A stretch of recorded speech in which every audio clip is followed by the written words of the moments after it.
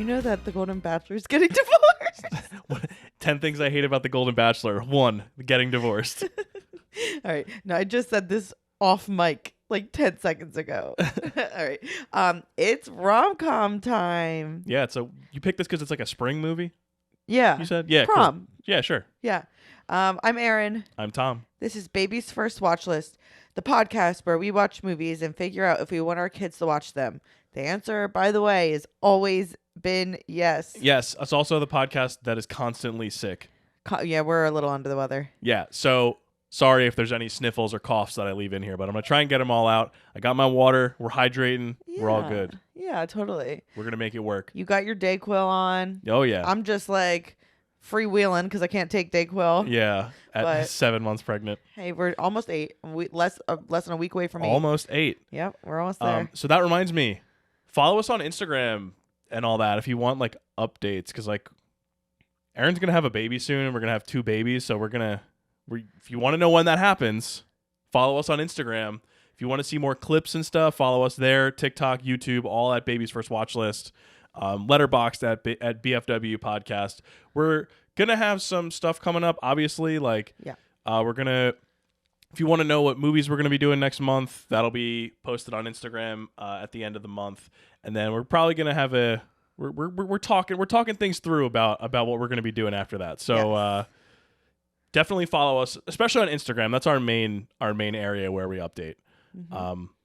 Yeah. So let's get into 10 things I hate about you. Yeah, today's episode is about the 1999 romantic comedy 10 Things I Hate About You, which I have seen many times. I have seen one time as of right now. Yes. This was my first watch of this movie. Yeah. And it's an adaptation of the William Shakespeare play, in case you didn't know which Shakespeare. William Shakespeare play, The Taming of the Shrew. Wasn't Stephen Shakespeare? Wasn't. Not this one.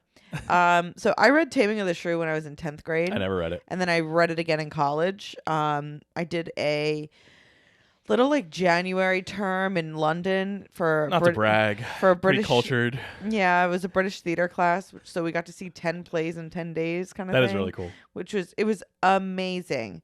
And one of the things we saw 3 Shakespeare adaptations, and one of them was Measure for Measure, which was a little bit of a rated R version. Okay. That involved a certain fabric that is used in a certain for certain things. Okay.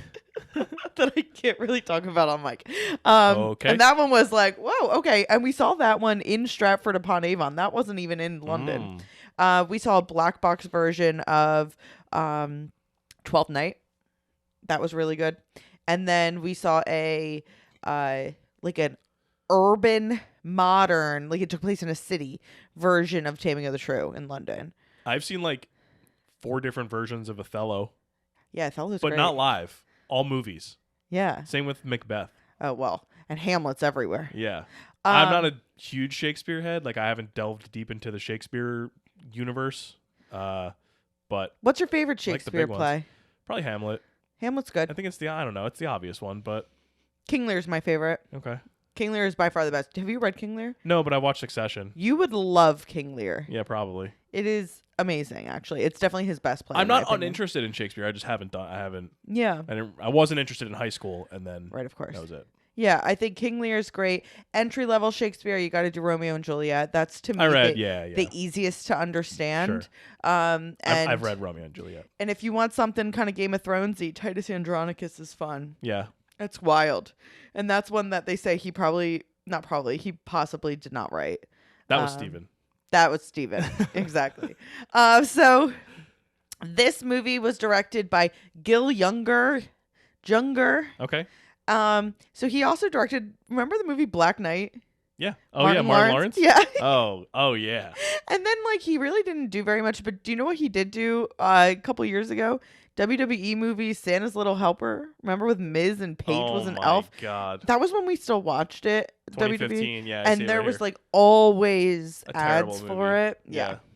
So the movie was written by Kara McCullough and Kirsten Smith.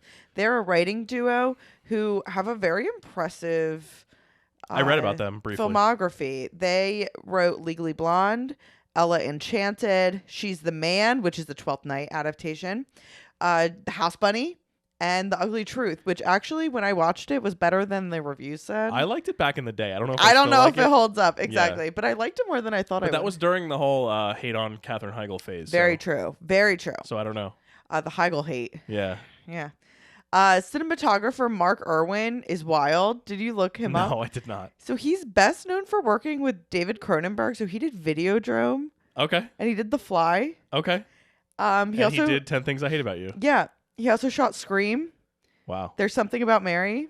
The live action scenes in Osmosis Jones. Wow. That is wow. I'm not done. He did Old School. He did Malibu's Most Wanted. He did The Ringer. He then did some Grandma's Boy. And then he decided he was going to go into the Disney Channel movie route. He did Teen Beach Movie, and yes, he did Descendants too. Oh my goodness. You know what? I'm going to put him up there with Roger Deakins and with Dean Cundy as one of the greatest cinematographers of all time. Yes, we love you, Mark Irwin. Yeah. The music is by Richard Gibbs, who is best known by the two movies that bookended this one. So before 10 Things I Hate About You, he did the music for Dr. Dolittle, and I have to say I had the CD. I had the VHS of Dr. Dolittle, the movie, but I not had the CD of the soundtrack. Dreamweaver is on it. Oh, yeah. And R.I.P. Gary, whatever his name is. Yeah. Yep. And then after 10 Things I Hate About You, he did Big Mama's House. Gary Wright. Gary Wright. For longtime fans of the podcast will remember that the first movie I ever saw in theaters was Big Mama's House 2, so I'm very happy to hear this. There you go. 10 Things I Hate About You stars Julia Stiles, Heath Ledger, Joseph Gordon-Levitt, and Larissa Olenek.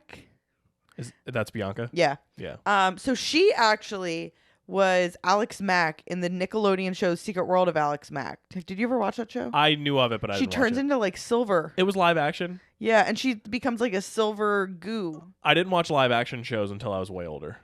I liked that show. Except for like All That and Kenan and Kel. Yeah, which All That was part of the Quiet on the Set situation which going just came on right out. now. Yeah. I loved Kenan and Kel. What a show. What a theme Kenan song. and Kel we watched like a few years ago, and it still is really, really good. Holds Legit. up. More than All That More does. than All That does. Yeah. There's a lot of other people in this movie too. Allison Janney has a great little part. Oh my goodness. Larry Miller is great as the dad. Andrew Keenan, is that? Andrew Keenan is Keenan or Keegan? Keegan Is a wonderful villain. Yeah. David Krumholtz, scene stealer. Like low key, my favorite part of this entire movie. And you even get a little Gabrielle Union in there. Yep. Yeah. It's a good cast. It was considered a breakout movie for much of the young cast, particularly Stiles, Ledger, and Joseph Gordon-Levitt. Krumholtz? Oh. Well, Krumholtz, of course, obviously. It took like 5,000 years for us to come up with something that our friend, Uncle Nick P, recognized him from. Yes. Yeah, which is interesting. I forgot that he was like the neighbor in Harold and Kumar. I forgot that too. Yeah. But he was just recently in Oppenheimer. He was. And he had a good part. Him and everybody in Hollywood. Every white guy in Hollywood was in Oppenheimer. Exactly.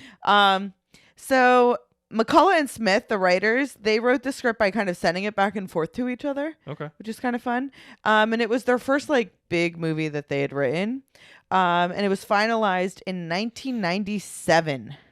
A long time ago. Came out in 99, the movie? Mm-hmm. Filming took place over 2 months the following year in 1998 in Washington State, with much of the film being shot at Stadium High School in Tacoma. I read that the entire movie was shot on locations. Like, there were no sets for this movie at all. You can kind of tell. And the school itself was built as a big, like, railroad station originally, which is why it's, like... burned down? Which is why it's, like, so grand, like, it looks so, like, amazing. And then it suffered fire damage and was renovated into a high school. It's a really beautiful school, and it's perfect for this movie. And it's literally right on the Puget Sound, which is crazy. It's gorgeous. I assume that's and it's a public high school. Yeah. I love it. The movie was a big success, actually. It opened in second at the box office behind, do you know what movie? 1999? This was a huge year. Mm-hmm. What type of movie? Sci-fi. Sci-fi? The Matrix? Yep. Yeah. It was behind The Matrix, and eventually made $60.4 million on a $13 million budget. It also did relatively well critically, especially for a movie of that genre. Ebert gave it 2.5 stars, which is solid. Yeah, it's solid. There was actually the year it came out a novelization of the movie written by David Levithan. So there's a New Jersey connection. He's actually from Short Hills, and there's another New Jersey connection too. I'll get to in a second. So David Levithan now is known as a big YA writer. I've read quite a few of his books. He wrote Boy Meets Boy like a while back, which was very popular. He also co-wrote a series, Dash and Lily, which became a short Netflix show, which was is really cute, and it's like Christmassy. He did. Is that the one with the secret admirer and the letters or whatever? Yeah, and it's the one with the Kat's boyfriend from the first season of Euphoria. Okay. Yeah. He also did Will Grayson with that he co-wrote with John Green. Okay. And then finally, he also wrote a book, Two Boys Kissing, that I read back a couple years ago. And he part of that book is inspired by when we were at TC&J. Yeah. Remember the Guinness World Record for longest kiss? Yeah, we were freshmen, right? We were freshmen. Yeah. And so that event is actually partly inspiration for his novel there. Cool. So a little bit of New Jersey connection. And he did, novelization of 10 Things I Hate About You the year it came out. So it went from a play in the 1400s or whatever to this movie to a book about the movie about the play. To an ABC Family show. Perfect. Which lasted, just as William Shakespeare, I'm sure, intended. Which lasted 20 episodes in 2009 and 2010. Nice. Larry Miller was the only person in the cast that was in it, in the original. Yep. But Cousin Greg was in it. Oh, man. Nicholas Braun. Nicholas Braun made an appearance. Is that it? That's all I got. All right. I'm just going to run through the taglines really quick. They're not terrible. They're not that... I mean, they're okay. First one, there are so many different ways to hate. Count them yourself. Oh, that's cute. I actually like that. Number 2, how do I loathe thee? Let me count the ways. That's cute. But that's not... I read that's not Shakespeare. That's like a different writer. Yeah, but it's still cute. And people think of it as like that type. Number 3, Romeo, oh Romeo, get out of my face. That's cute too. They're all cute. The Romeo ones, no. It's cute. So I'm going to switch up the structure a little bit this week. I'm just going to do a brief synopsis. We're just going to jump into it. Okay. So brief synopsis. Kat Stratford, played by Julia Stiles, is beautiful, smart, and quite abrasive to most of her fellow teens, meaning that she doesn't attract many boys. Unfortunately for her younger sister, Bianca, played by Larissa Olenek, house rules say that she can't date until Kat has a boyfriend, so strings are pulled to set Kat up for a romance. Bianca has 2 boys who want to date her, Cameron, played by Joseph Gordon-Levitt, and Joey, played by Andrew Keegan. Soon, Kat crosses paths with handsome new arrival Patrick Verona, played by Heath Ledger. Little does she know, Joey has offered Patrick money to date her so that he can date Bianca. Will Kat let her guard down enough to fall for the effortlessly charming Patrick? Yes. She does. Who wouldn't? She does. It's Heath Ledger. So, you said this movie has a ton of iconic, romantic comedy scenes. Yes. This is not my genre. Yeah. So I want to know, as we go through, just point them out to me. Be like, oh, this is one of the ones I was talking about. Yeah. Well, it's kind of funny because I told you that last night, right? And then today, Uncle Nick P said that he's never seen the movie, but he watched the last, the big scene. The poetry scene? That's my guess. Oh, like a million times. He said the big scene at the end. Yeah, so. which I guess is the poetry scene. I actually didn't write his question down, but we'll talk about it. Yeah. So in absolutely unhinged, Allison Janney basically starts off the movie. She, I think, is what kicks the movie right off. I thought it was a little weird because you don't really see her again. You see her in a couple little scenes, but I thought she was going to be a character in the movie that was in the plot, but she really wasn't. No. I just wanted to talk about Allison Janney. I love her. She's great. She's so good. She's always in. I've never watched an Allison Janney role and been like, did she just take this for the money? I gotta watch West Wing. Yeah. Because it's a lot of commitment though. It's a lot, and it's a lot of what's his name? Rob Lowe? No, the writer. Oh, Sorkin, yeah. A lot of Sorkin. But I love her so much. And she was so good in I, Tonya. Yeah. I do think that I preferred Laurie Metcalf to win that. Wow. I know. Is that for Lady Bird? Yeah. Yeah. But she was lovely, wonderful. I was trying to think what Janney was a mom in not too long ago that I loved, and it was Juno. Oh my gosh. That was long ago, but I watched it for the first time. I saw that on a first date. An only date. We didn't go out again. Yeah. And she was good in, remember the movie Bad Education? Yes. Where she played the principal or whatever. Hugh Jackman was in that? Hugh Jackman. Huge jacked man. Huge jacked man. Juno's such a good movie. I was like, there's one movie where she's like a really sweet mom, and I forgot what it was, and it was She's Juno. a stepmom. Stepmom. Right? Yep. And she's but a total mom figure. Yeah. In Juno's life. Yeah.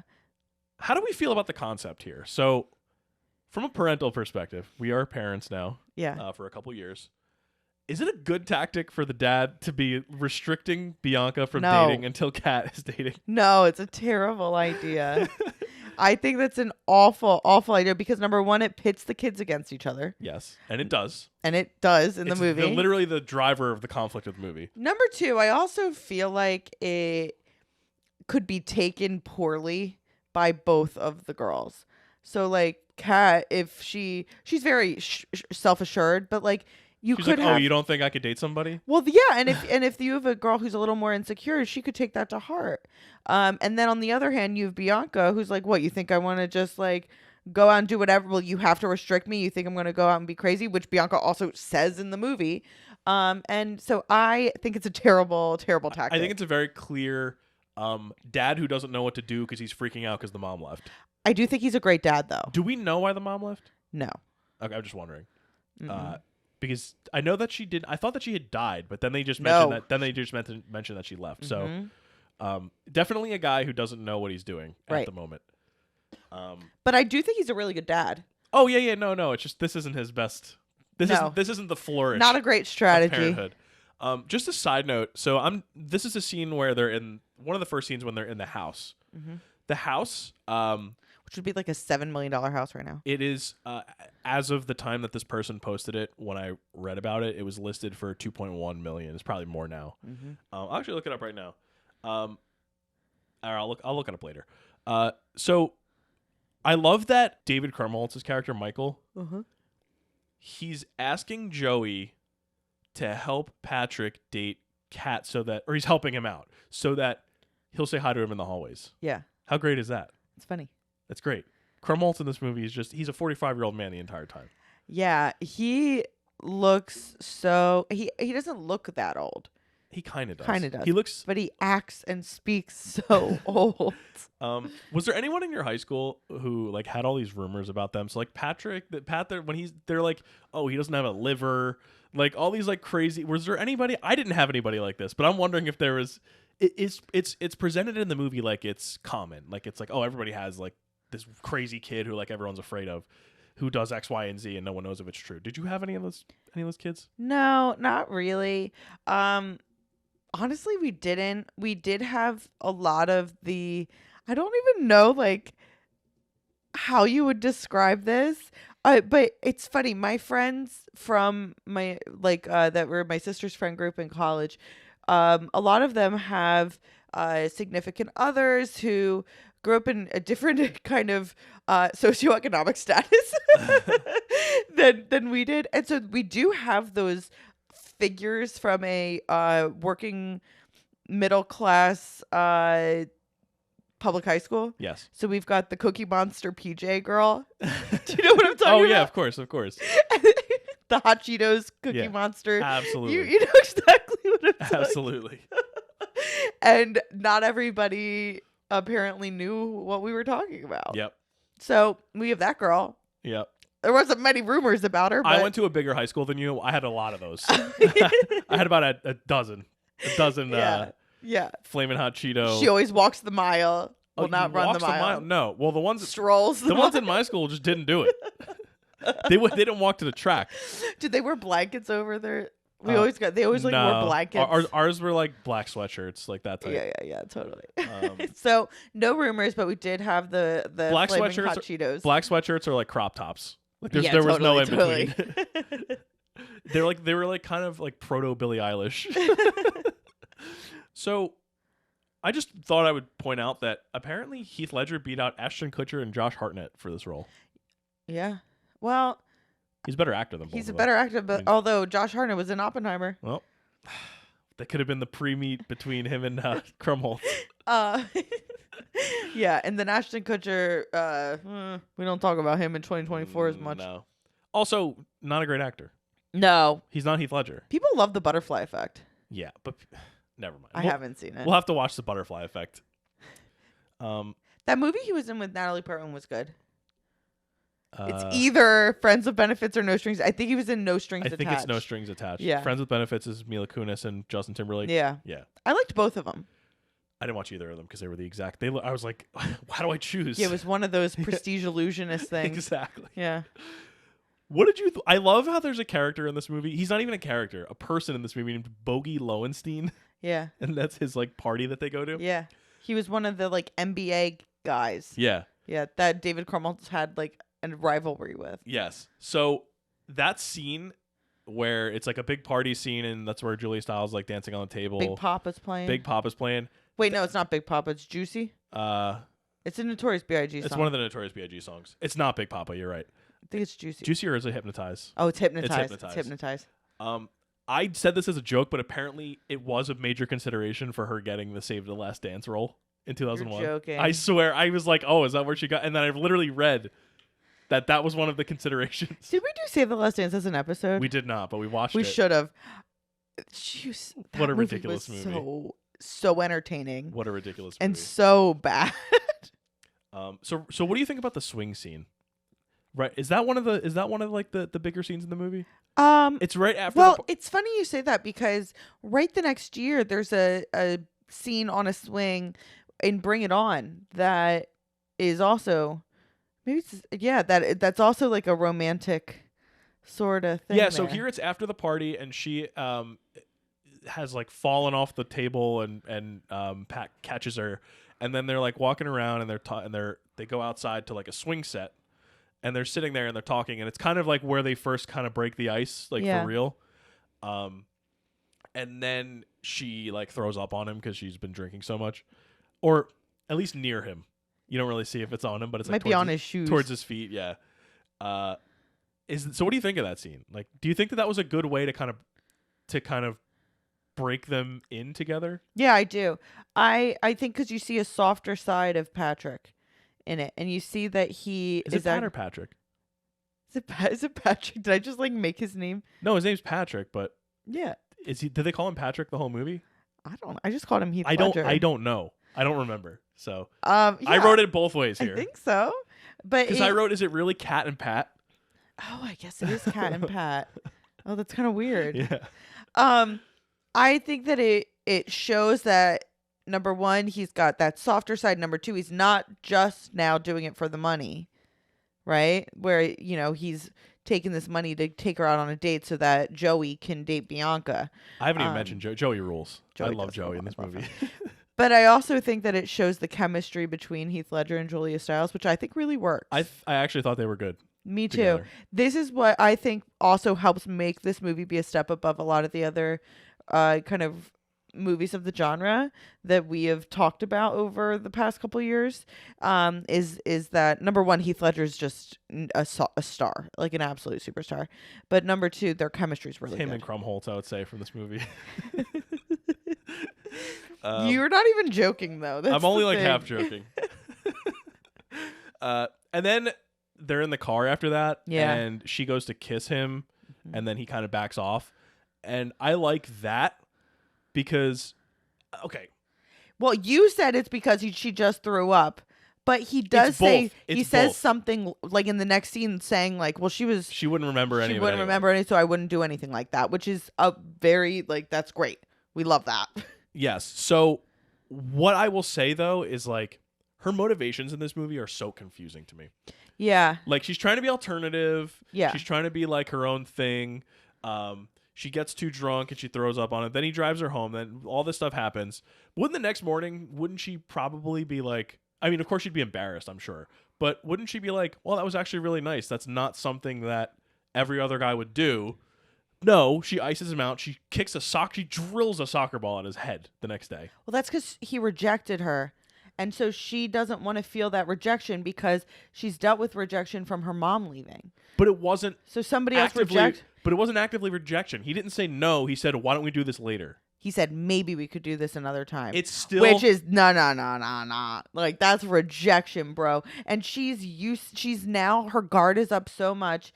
Number one, after her later reveal that she and Joey were once a thing, and when she was vulnerable with him, but then also said, I don't want to like do whatever, he just completely broke up with her and was awful to her. Right? So that's rejection from the only other boy that she was ever interested in. And she has that in the back of her mind about her mom leaving. So if now this guy that she's finally opening up to says, maybe we'll do this another time. Maybe we'll do this later. Yeah. Okay, bye.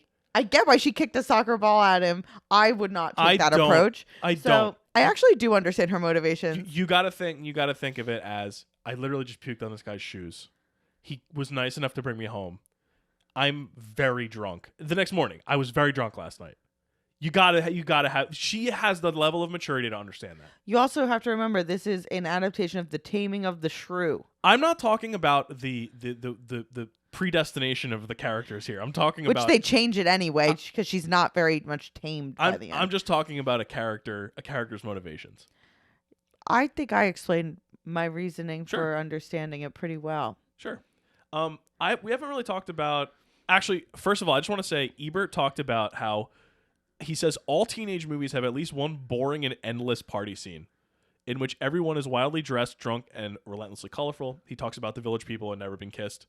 Never Been Kissed. That's an interesting movie. These scenes inevitably involve A, a fight, B, barfing, and C, a tearful romantic breakup in front of everybody. He said that the scene in this movie was tedious, and so was the scene where the would-be lovers throw paint balloons at each other. Oh, I like that scene. I know there has to be a scene of carefree, colorful frolic, but as I watched them rubbing paint in each other's hair, I began to yearn for that old standby, the obligatory tilt-a-whirl ride. So he was not a fan of this little segment of the movie. All right. We also had Cameron and Bianca kind of flirty, and so that's Joseph Gordon-Levitt. Yeah. He's so annoying in this movie. I'm sorry. He's a spunky little kid. He's precocious. Yeah. He's very Ralph Macchio to me in like Karate Kid. I thought that was an interesting connection that I never thought of. Yeah, I think he's just a little bit. I always found he's a better actor than Macchio, like at comparing those roles.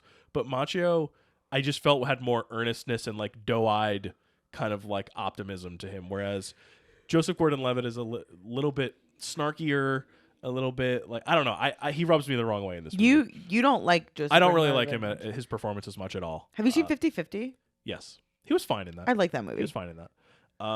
It's not that I don't like him. It's just that I never got the hype, really. Oh, he's good in Inception, too. I thought he was like the 7th best person in Inception, though. And he got like all the hype coming out of it. Like Tom Hardy was better. Yeah, because there was that cool scene. Yeah. Elliot Page was better. Like there's like 10 Cillian Murphy. There's like 10 people on it. Ken Watanabe's better. Like there's like 10 people on the movie that are better than Joseph Gordon-Levitt, and he got like so much shine coming out of that movie. So much haterade for Joseph Gordon-Levitt. Anyway, he like makes Bianca feel bad for not wanting to go sailing with him. He's really into sailing. It's sailing to me has to be like one of the most annoying hobbies. It's very country club. It's very the people that didn't know about the Cookie Monster PJs.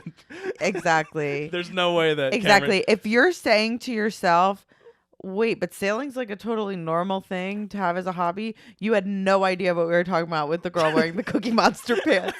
It's like people that were like, yeah, well, all my friends grew up skiing. Right. Same thing. If your friends grew up skiing, you do not know what we're talking about with the Cookie Monster pants. If your parents have a lake house, you don't know what we're talking about. You don't know what we're talking about. Which is fine. Listen, it's fine. Not everybody needs to know about the Cookie Monster PJs. Consider yourself lucky. Speaking of this, what do you think of the romantic chemistries in this movie? So we've talked about Pat and Kat. Yeah, which is good. Iconic. Totally. So then there's Joey and Bianca, Cameron and Bianca. Who do you think? Obviously, Joey's a narcissist. Like the whole thing is just a sham. Yeah. So what about Cameron and Bianca? I think it's cute. I think it actually is very reflective of a high school romance. Okay. And they both look so young. They do look so young. They look very appropriately aged for their characters. And funnily enough, Julia Stiles was 17, but she doesn't look it. She doesn't look 17. She looks older. Yeah. For sure. I want to say that Heath Ledger was like 20. He wasn't like super not super old. Too old. Krumholtz, I think, was 48. Oh my god. Let's see, how old was Krumholtz in this movie? He was 21. When it came out. I'm not maybe I guess it was filmed the year before. He was probably 20. That's not bad. Yeah. He looks young enough. Yeah. I think that the romance between those two is very sweet. So I do like that. And then this movie also has the relationship that is like the Martin and Chessie from The Parent Trap, which is Michael and Kat's friend, whatever her name was. Yeah. Her like Shakespeare obsessed friend. Oh yeah, what was her name? It was like Mariana or something like that. No, it was like a name. It was like a word. It was. Yeah, she was obsessed with Shakespeare. Mandela. Yeah, that's it, Mandela. And they had she had like a picture of Shakespeare in her locker. In her locker, yeah. Like, no, that's not accurate. What do you think the logistics were behind like Patrick getting the whole band to do Can't Take My Eyes Off You when he sings it to her at the soccer field? Like, he slipped some money to the one kid like 45 seconds before this all happens. Yeah. Like, the marching band's completely coordinated. Like, do you think it was like, oh, we already got this one in the bag, like we already know this one? Or is it like, definitely. They're like, we probably do this at the games? Yeah. And he's like, play that one. Yeah. Okay. Yeah, I think that's exactly it. The original song in the script was not this song. What was it? It was I Think I Love You by the Partridge Family. Oh, that's another good one. But you know why they couldn't use it? Why? It was already used in Scream 2 2 years prior. Oh my gosh. That's so funny. So I guess they must have owned the rights or something, or they just didn't want to redo it. I really love that scene, and I know it's totally silly and Well, that's another one that makes no sense. but that's one where like Heath Ledger's so in. Yeah. He said that he wanted his dance moves to be a mix of Fred Astaire and Showgirls. Okay. Which is, again, iconic. And it also makes no sense that like why would there be security guards? And why would they stop? Why would they stop it? I guess because he like took the microphone. Okay, but why would there be security guards? Yeah, exactly. But it's fun when he like escapes and then does his dance moves and stuff. I love it. I think that it's such a good scene, and that to me is the most iconic scene from the movie. Okay. That's the one I knew. That's the one I really, really knew. And that's the one that Easy A references. Yeah. When she's like, "Oh, we need a nonsensical musical number in the middle of the movie that makes no sense." I really, really like that scene. Her reaction to that one is weird to me too. Where she's like laughing. That does not seem like her character at all. Well, she's letting her she's just all sometimes the real emotion sneaks through. Sure. I'm not gonna get too much into that, but so then he gets detention. Yeah. Mr. Chapin, I wrote his name down. He's the soccer coach. So he'd been shot with an arrow by Bianca earlier in the movie. Accidentally. Yeah. He's like, ow. That was funny. Like in the middle, like in the background of the scene. Yeah, it was funny. He has like an unbelievable like 30 seconds in this scene where so he's been shot with an arrow. Detention starts. He can't sit on the desk. So he winces when he sits on the desk. And then he busts a kid for smoking weed. Yeah. Confiscates the weed. And then he like walks by the kid in front of him and looks at the bag of Cheetos and goes, "I'm confiscating this too." Another Cheetos reference. Yeah, it's a great. That's one of my favorite like little moments in the movie. There's a lot of little funny little scenes. The teachers in this movie are great. They make the staff members really funny little characters. It reminded me a lot of Easy A and Mean Girls. 100%. I also wrote down the school play is All Quiet on the Western Front. What? Was that like ever a real play? I don't know. I did not catch that. That is so bizarre. When they were in detention, it was in the, I guess, where all the play or all like the sets were. And in the background, it just was a big sign that said All Quiet on the Western Front. That is so strange. I also wrote down this quote from Kat and Bianca's dad. Bianca's talking about going to prom. And he's like worried about what's going to happen. And she goes, so what? We'll go, we'll hold hands, we'll dance, we'll kiss, and then we'll go home. And then... No, don't even say it. Dad goes, I'm going to say it. Kissing isn't what keeps me up to my arms and placenta all day long. It's just, as a pregnant woman, I just don't want to hear that.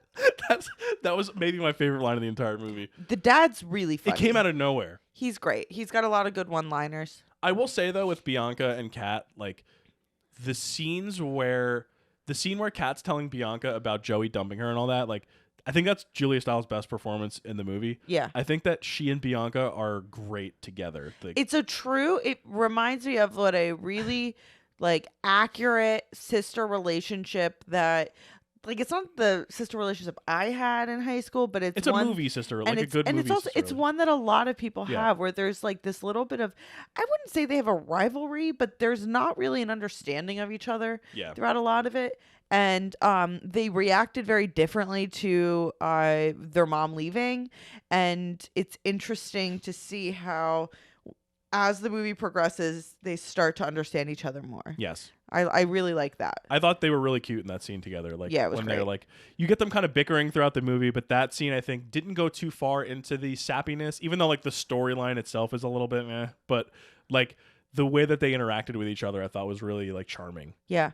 What did you think of the prom in general? Like your thoughts on the vibe of the prom?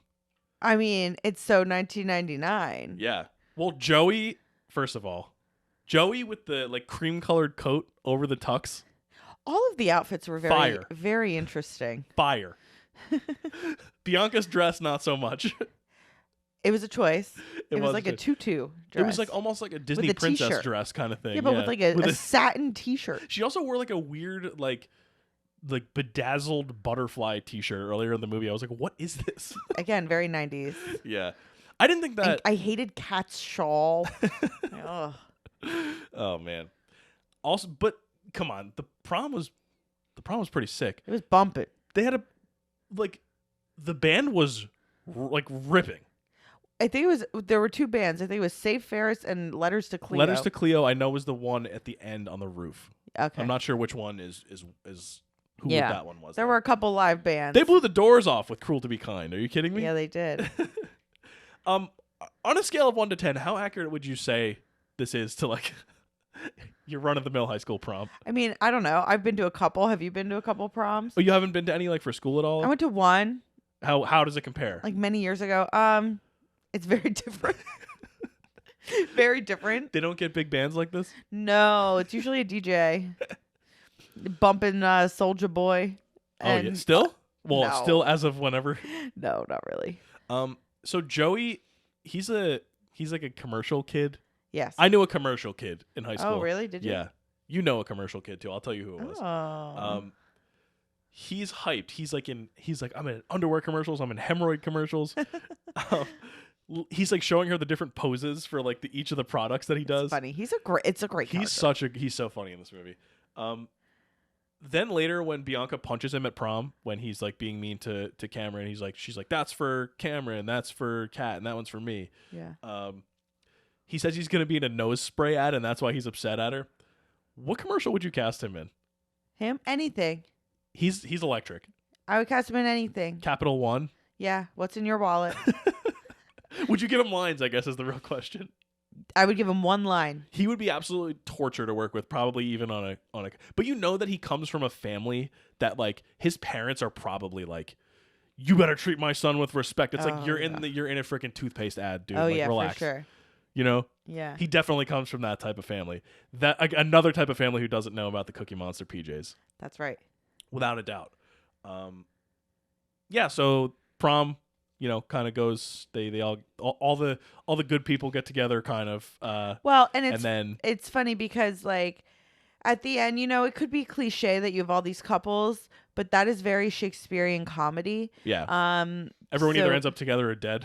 That's the whole thing. A Shakespeare comedy Yeah. isn't really comedy like that. It means that it ends in marriages, right? It ends with love and happiness. And then a Shakespeare tragedy, everybody dies. Yeah. So I found at the end of prom, Patrick and Kat don't end up together just yet. Right. But at the end of the movie, you've got multiple couples that are together. Yes. And I think that is a really cool throwback to what the end of the source material would have it be. Yeah. So she gets into like Sarah Lawrence or what a Kat does. Yes. Which actually, I forgot her name. The actress who plays Bianca went to Sarah Lawrence. So it was Larissa Olenek. She went to Sarah Lawrence. Oh, cool. So it's kind of like a little cool connection. That is. And then at the end, there's like the helicopter shot, like I said, of the band playing. In an interview, it was Letters to Cleo. The lead singer said they had to perform their song on a patch of roof the size of her kitchen on a windy day. And they said, this is a helicopter shot, and it costs $500,000 every time the helicopter has to take off. So don't F this up. Why would they even do it then? Like, it's a pointless ending. Of course it couldn't have cost that much because the budget wasn't that high. No. But like, yeah. So she said, as we started playing, we saw the helicopter appear off in the distance. It's hard to say how far away it was at first because we were so high up in the air. But then all of a sudden, the helicopter does this dive bomb directly towards us. Is the helicopter out of control? It's supposed to be coming at us like this. And I'm thinking, don't F up. Keep singing the song. Don't F up. It costs $500,000 every time this takes off. It was unbelievably scary, but it turned out to be amazing. Is what she said. Okay. All right. Letters to Cleo Singer. Kay Hanley. Also, regarding the ending, bring back outtakes in the credits, please. I love it. Do you know what I found funny about these outtakes? Is that usually in the movies that we think of that have them, it seems that they're also edited to be sort of movie ready. Here, they would have the dancers in the background with no music playing. Right. They would have kind of this empty sound around it. Right? Like, it was very much, we just shot this and we're not adding anything to it. We're not doing any editing. We're not doing any additions that we're putting in here. And I thought that was so interesting. Yeah. Like, even the one with Mr. Morgan, where he, like, flubs the line that he does say in the movie, I think. Uh-huh. But, so it's clearly one of the takes for the movie that was not just, like, a throwaway take. But it was even kind of, it fit right in with the other deleted scene, or the other outtakes, too. Yeah. Strange. Mr. Morgan, we didn't talk about Mr. Morgan. Yeah. He is the English teacher. Yeah. He is unreal. Great He's just character. cursing at the kids. Great character. Constantly. The one quote I wrote down was after Joey got punched by Bianca and he's wearing sunglasses in class and he just goes, "Hey, Shaft, to lose the glasses." yeah, that's funny. He was a great character. Yeah, can you give us like a professional review of Mr. Morgan? Would not recommend the cursing. But I will say this. He clearly is interested in the material that he's teaching, which is always important. And you could tell that the kids enjoy him because they're paying attention and are actively engaged. I liked when Kat was talking about how she was excited to write about the sonnet, and he was like, "Get out." Yeah, because he's so used to her, which is such a true teacher thing where, like, if there's a kid who has been, busting your chops this whole time, if they came and were like, "Oh, I'm so excited to do this assignment," you'd be like, "Uh-huh. Yeah, sure, dude. Yeah, exactly." So I really like that. And then, of course, it turns out to be her, like, big moment at the end of the movie where she does the 10 things I hate about you, and she starts crying, and yeah. Well, did you know that one of my education classes, we had, I think it was like teaching writing, my teaching writing class, I think. That one of the last assignments was we were given someone else in the class's name and we had to write a writing piece about them. That literally sounds like my worst And then we had to perform it in front of the whole class. That sounds absolutely horrendous to me. And the person who had me did a 10 Things I Hate About You poem about me. Oh my God. Did they cry? No. Ugh. No. Disappointed. Come on, you No. gotta It was sell actually really nice. It was a very nice thing. So yeah, that's pretty much the end of the movie. Yeah. They get together and they like drive off or something like that. Well, they're in the parking lot at the end. Oh yeah, because he gives her the guitar Fender. that he had spent all the money that he had gotten from Joey to take her out, right? That bet, and he spent it on a guitar for her. Right. So yeah, that's 10 Things I Hate About You. Roger Ebert, he also said the movie is charming. I just wanted to sort of close it out because he kind of gave some bad stuff in the beginning, but he does come around. Like I said, he gave it 2.5 and he gave it a thumbs up. He said the movie is charming despite its exhausted wheeze of an ancient recycled plot idea. Boy takes bribe to ask girl to prom, then discovers that he really likes her, but then she finds out about the bribe and hates him. I haven't seen that idea in almost 2 months since She's All That.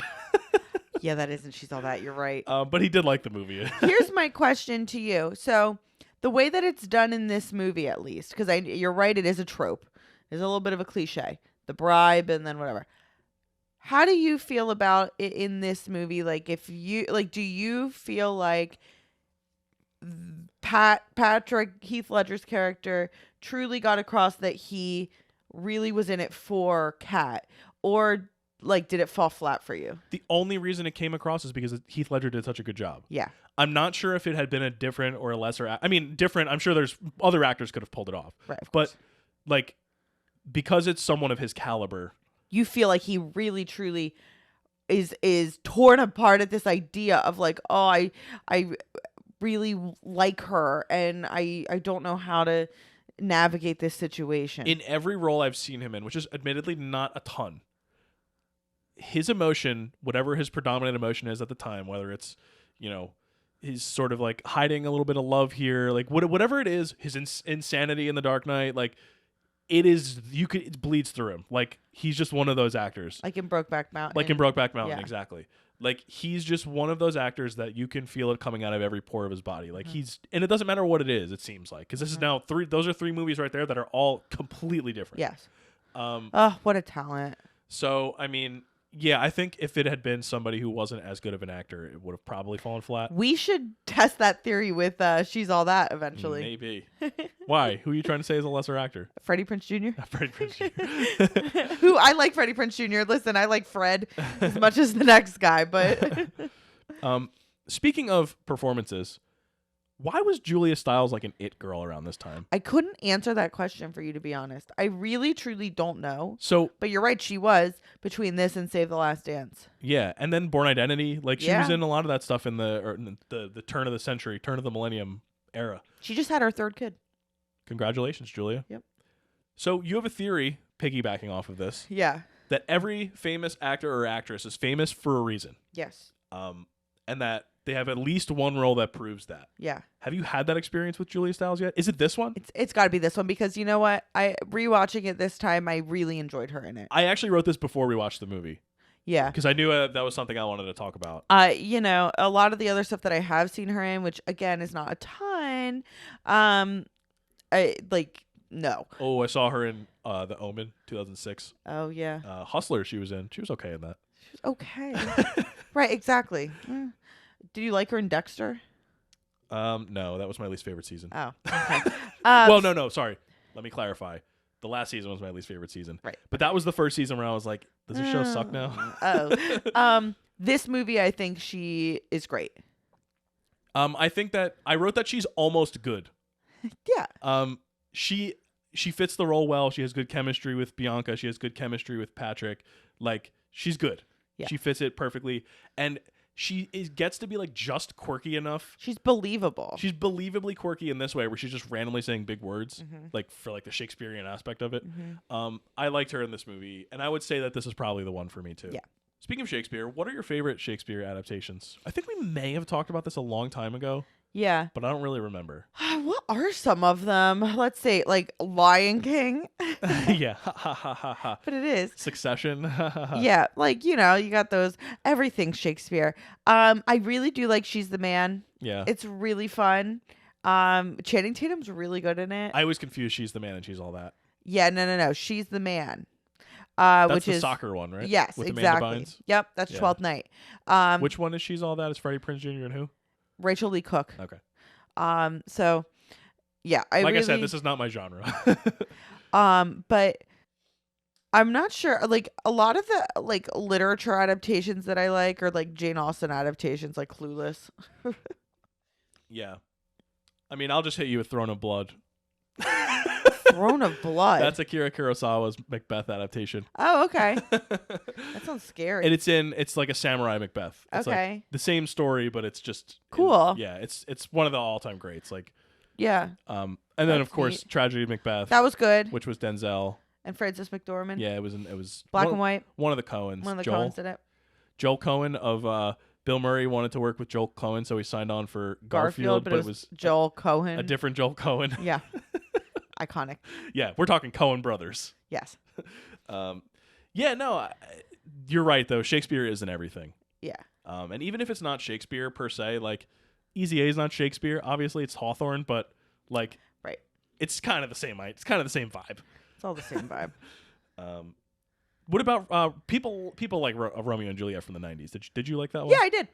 I watched it in high school, and my freshman year English teacher was strange and fond eccentric and was fond of pausing specifically on the moments where and you shouldn't be pausing. High school students in high school. But she did it for the LOL. Oh, it was totally for the LOL. I like that. That's funny. I liked that she knew. I would never do that, but I liked that she retired that year.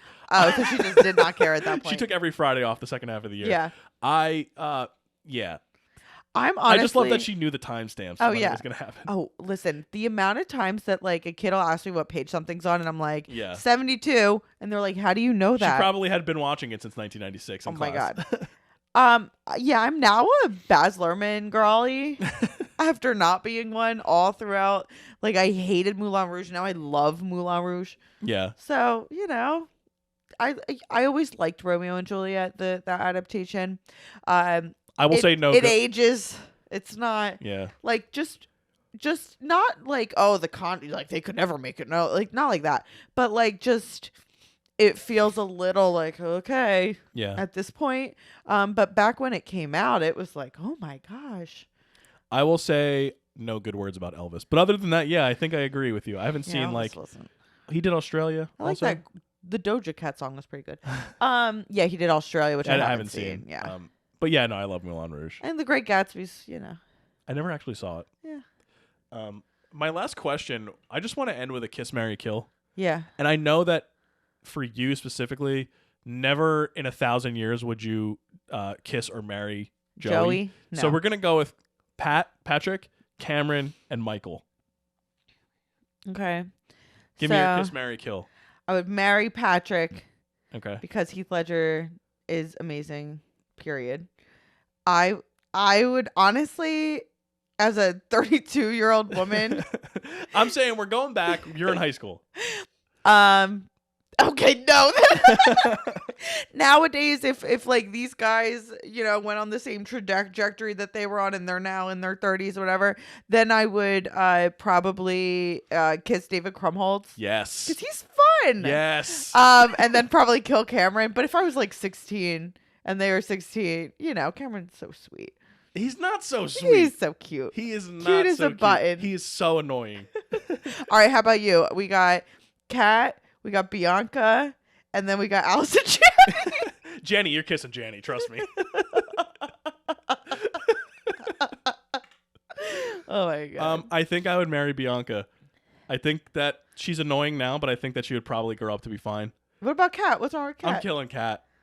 You don't like the I think she's got a riot girl? I think she's got no, it's not that. I think that she's too much of a tryhard in the opposite way. You don't think that she would if you're taming the shrew, you don't think that she would be that personality would be a positive for you? Taming the shrew is so much effort. I have such a strong personality. But it's different. Yeah. It's different. In reality, though, I would definitely kill Janny.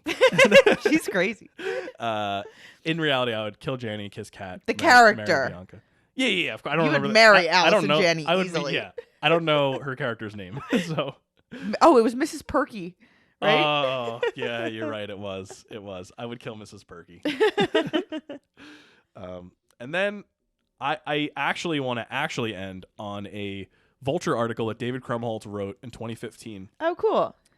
He just talked about this movie, and he said he was so happy to be a part of it because it was the first one that he had done that was not with like older actors. Yeah. So he was very happy to be around kids in their teenage years.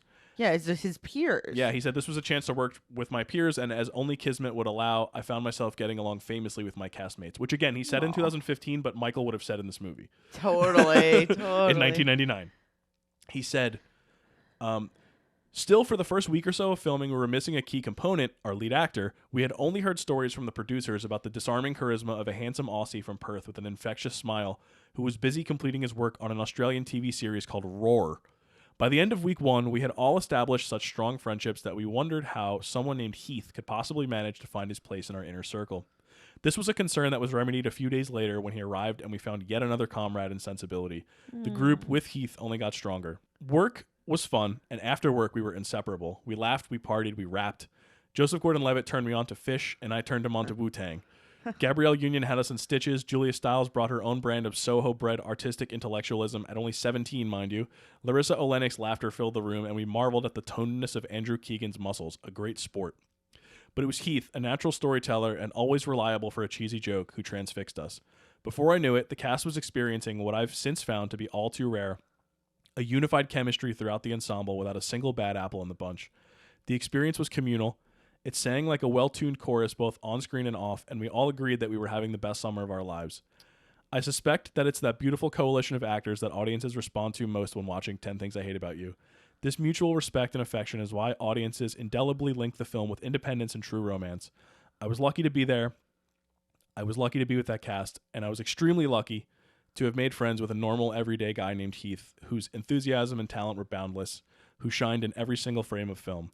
Who can ever forget Heath Ledger singing "You're Just Too Good to Be True" with the backing of a high school marching band in the film's glorious climax? I certainly can't.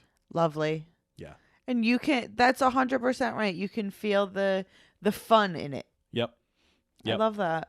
Shout out Krumholtz. Yeah. He literally sounds like his character from the movie. We love you, David Krumholtz. We do love David Krumholtz. Yeah, so that's what I've got on 10 Things I Hate About You. Amazing. So does 10 Things Hate About You make Baby's first watch list? Yeah. Yeah, honestly, I wasn't 100% coming in. I wasn't sure if I was going to like it. Like I said, this is not my genre. It's not my style of movie. We've watched some other ones in the past that haven't hit as hard that for you. haven't hit as hard for me, but I would put this up there. It's a good one. Yay. Oh my God, I'm excited. Yeah, I would let my kid watch this, as soon as it's appropriate there's a little bit of language. It's a little saucy. And the Allison Janney stuff. It's a little saucy. But it's fun. The bratwurst stuff. And it's all in good fun. Yeah. Where would you rank this in, like, if you're talking about among some of the top romantic comedies around, like compared to, like, let's say Easy A and Bring It On and Mean Girls and all that kind of stuff? I have this one above Bring It On. Yeah. Bring It On is great for social commentary, though. I have it probably above Easy A, actually. Really? I mean, I'm looking at it from a perspective of, like, I have a connection with Easy A because I've watched it a bunch of times. Lovely. I love but, like, movie. Just thinking about it, like, movie versus movie, I think this is better than Easy A. Really? Sorry, Emma, but, like, it just, Easy A, you can just tell, like, now that I'm watching some of these other movies, you can tell that Easy A is pulling this from this, pulling this from this, pulling this from this. Yeah. And while this is purposefully. Oh, yeah, of course. And while this is pulling from the 1500s in some ways, it just feels like fresher. It feels fresher and it feels more authentic. And I think that the cast, top to bottom, is like giving the performances of their lives in this movie. Well, I do think that the chemistry between the leads matters. Yeah. And I like an Easy A, Penn Badgley. I like him. He's fine. Yeah, it was whatever. But when you've got Emma Stone's had better chemistry with 15 other people in movies, Yeah. In Poor Things. Yeah, 15 other people in Poor Things. So when you have a love interest that ends up being such a talent, who unfortunately we didn't get to see decades of work from. Yeah. Like Heath Ledger, it's hard to look at movies where you have actors that still work and do well, but are not of that same caliber. I would say it's up there for, like, a teen movie kind of romantic comedy for me, for sure. Heck yeah, we gotta watch She's the Man too, because you got that with Channing Tatum too. I mean, if Ebert did it 2 months later, maybe I'll have to do it in reverse. No, that's She's All That. Ah, see what I'm talking about? Confused. See what I'm talking about? Yeah. So yeah, that's 10 Things I Hate About You. That's what I got. Anything else? No, I like the way you did that. The format? Yeah. Yeah, I think it worked better. More fun. Yeah. So next week we are gonna do our first Spielberg in a while. It's our second Spielberg overall, I think. I think we just did Jaws. Yeah. We're going to be doing 1993's Jurassic Park. Oh, we also did Poltergeist, right? Yeah, which allegedly might have Yeah, we're been. doing Jurassic Park, which, by the way... Neither of us liked the first time we saw it. So I'm open, though. I'm open, too. It's a totally different time in my life. I love Laura Dern. I've always loved the way the dinosaurs looked. I was big into dinosaurs when I was a kid. I like the concept. But I never actually watched the movie until, like, college. The music's cool. And I wasn't a big fan. We'll see how it goes. Yeah, absolutely. So, yeah. Thank you for listening. And we will see you next week for Jurassic Park. Okay, goodbye. See you later.